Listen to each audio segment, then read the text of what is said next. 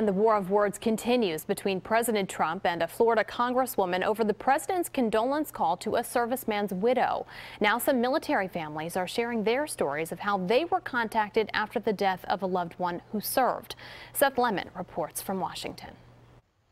I am so sorry to hear about the whole situation. That's President Trump speaking to Natasha DeAlencar, whose husband, Army Staff Sergeant Mark DeAlencar, had just been killed in Afghanistan. He's an unbelievable hero, and all of the people that served with him are saying how incredible he was. The video was recorded back in April, but DeAlencar just released it to the Washington Post as controversy swirls over President Trump's recent calls to Gold Star families. Florida Congresswoman Frederica Wilson says during the president's call to the pregnant wife of Army Sergeant LaDavid Johnson, he couldn't remember the fallen soldier's name and said the sergeant knew what he was getting into.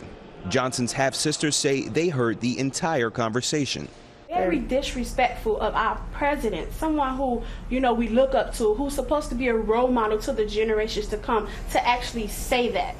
Congresswoman Wilson and the White House continue trading barbs. Thursday night, President Trump tweeted calling Wilson wacky, saying she lied about the content of the call, while Wilson accused Chief of Staff John Kelly of calling her a racist term.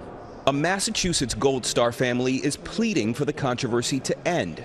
We've already gone through enough as it is, and they're making this into a contest, and it's disgusting.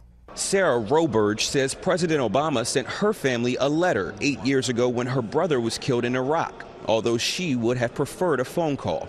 General Kelly has said presidential phone calls do nothing to lighten the burden when a family loses a loved one. Seth Lemon for CBS 3 Eyewitness.